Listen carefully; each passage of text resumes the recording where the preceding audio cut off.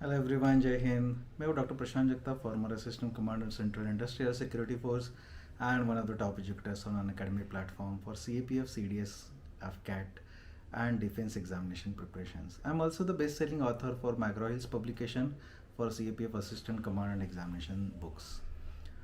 जैसे कि आप जानते हो कि CAPF असिस्टेंट कमांडेंट का एग्जामिनेशन पास आ रहा है, अगले महीने होने वाला है। CDS का भी एग्जामिनेशन अभी सितंबर में आने वाला है, एफकैट भी अगस्त में आने वाला है। तो आज मैं आपको बताऊंगा कि जो प्रैक्टिस है उसका इम्पोर्टेंस क्या क्या है, मॉक टेस्ट सॉल्व करने का इम्पोर्टेंस क्या है। अनअकैडमी के ऊपर ऑलरेडी मॉक टेस्ट चल रहे हैं। CDS का एक मॉक टेस्ट का जो प्रैक्टिस बैच भी है, मकसद नाम का, 28 जुलाई से स्टार्ट हो रहा है। CAPF के practice sessions already Unacademy plus और आइकॉनिक में चल रहे हैं, जिसमें हम लोग ने 4 फुल सिलेबस टेस्ट किए हैं। पेपर 2 का इसमें जो एसेज, आर्ग्यूमेंट, रिपोर्ट राइटिंग, उसका इवैल्यूएशन भी करवाया जा रहा है। तो ये जो प्रैक्टिस है इसका इम्पोर्टेंस बहुत ही ज़्यादा है।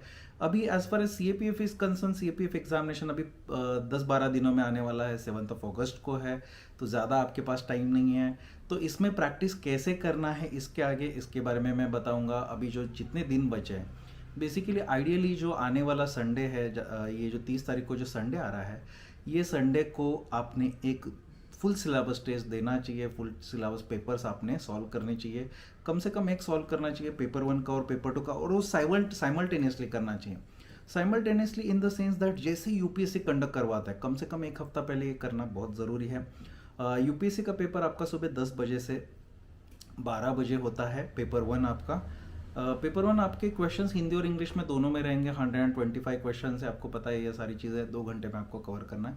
और पेपर 1 खत्म होने के बाद आपको 2 घंटे का गैप रहता है, और ये 2 घंटे के गैप के बाद दोपहर को 2 बजे से 5 बजे आपका पेपर 2 होता है। अनअकैडमी के ऊपर भी हम लोग जब टेस्ट कंडक्ट करते हैं उसी के हिसाब से करते हैं। तो ये संडे को आपने पेपर 1 का एक फुल सिलेबस टेस्ट दे देना चाहिए, और पेपर 2 का भी एक फुल सिलेबस टेस्ट 3 घंटे में पेपर लिखने का आपने प्रैक्टिस कर लेना चाहिए। कम से कम इतना करना है। अभी ये पेपर क्यों देना है और इसका इंपॉर्टेंस क्या है। बेसिकली ये पेपर में मार्क कितने आते हैं उसके ऊपर बिल्कुल भी ध्यान नहीं देना। आपको ध्यान क्या देना है, क्या आपका पेपर 1 जो है दिए गए समय में कंप्लीट हो रहा है, उसके ऊपर आप ध्यान दे दीजिए।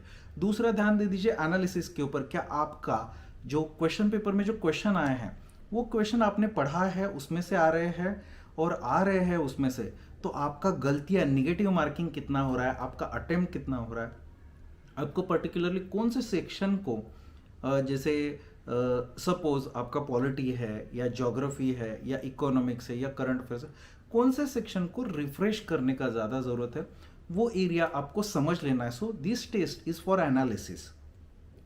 ये टेस्ट का मार्क से कुछ लेना देना नहीं है। ऐसा होने के बहुत ज़्यादा चांसेस है कि इस संडे को आपको मार्क्स नहीं आए, आपके मार्क्स कम आए। आपसे 30 से 40 मार्क एक हफ्ते में बढ़ सकते हैं, आराम से बढ़ते भी हैं लोगों के। सो आप अगर ये चीज़ को समझोगे, आप और आपको ऑब्जर्व ये चीज़ करना है कि क्या आप अपने इमोशंस को मैनेज कर पा रहे हो। क्या एग्ज़ाम के टाइम पे बहुत ज़्यादा स्ट्रेस हो गया, जल्दबाजी में गलती हो गया, तो जो गलतियां हो रही है, इमोशनल मैनेजमेंट है, वो आपका कितना अच्छा है उसके ऊपर आप ध्यान दे दीजिए। एक क्वेश्चन के लिए ऑन एन एवरेज आपको कितना टाइम लगता है उसके ऊपर ध्यान दीजिए। स्ट्रेस आप हैंडल कर पा रहे हो कि नहीं उसके ऊपर ध्यान दे दीजिए। आपके दिमाग में क्या क्या ख्याल आ रहे हैं उसके ऊपर ध्यान दे दीजिए। और ये निगेटिव चीज़ों को डील करके आपको पेपर पूरा करना है। इससे क्या हो जाएगा, एक आपको कॉन्फिडेंस आ जाएगा कि 2 घंटे आप बैठ के आप पेपर लिख सकते हो। आपको ये भी चीज़ समझ में आ जाएगा कि पेपर में जो मैक्सिमम चीज़ें आ रही है वो आपने जो ऑलरेडी प्रिपेयर किया है, ऑलरेडी पढ़ा है, उसी में से आ रही है। पेपर बहुत ज़्यादा मुश्किल नहीं है। बस कुछ कुछ चीज़ें आप समझ जाओगे कि कुछ कुछ चीज़ें आप अंडरस्टैंड करने में गलती करते हो, क्वेश्चन को आप ठीक से पढ़ नहीं रहे हो। अगर आपने निगेटिव मार्किंग को भी इम्प्रूव कर दिया तो आपके मार्क्स काफ़ी सारे बढ़ेंगे। ये वाली चीज़ें आपको ये वाला टेस्ट से पेपर 1 में सीखना है। As far as paper 2 is concern, paper 2 के प्रैक्टिस में जब भी आप प्रैक्टिस करोगे, आपको सबसे इंपॉर्टेंट चीज़ है टाइम मैनेजमेंट। आप टाइम कैसे मैनेज करोगे। 3 घंटे में पेपर 2 मैनेज हो रहा है कि नहीं हो रहा है, कितना टाइम लग रहा है, कौन से सेक्शन के लिए कितना टाइम लग रहा है, हम लोग सीक्वेंस कैसे डिसाइड करेंगे, इसके ऊपर आप ज़्यादा ध्यान दे दीजिए। और आपका स्ट्रैटेजी वर्क कर रहा है कि नहीं कर रहा है उसके ऊपर ध्यान दे दीजिए। आपका अगेन इमोशनल मैनेजमेंट कैसे होता है, आपके दिमाग में थॉट्स क्या आ रहे हैं, आइडियाज़ आ रहे कि नहीं आ रहे, उसके ऊपर आप ध्यान दे देंगे तो यही चीज़ें आपको यहाँ पे सीखना है, ना कि अपने आप को वॉर के लिए टेस्ट करना है, अंडरस्टैंड करना है कुछ कमियां हैं। तो आने वाले जो 4-5 5-6 दिन मिलते हैं आपको मंडे से लेकर सैटरडे तक, उसमें हम लोग उसमें क्या क्या इम्प्रूव कर सकते हैं वो देखना है।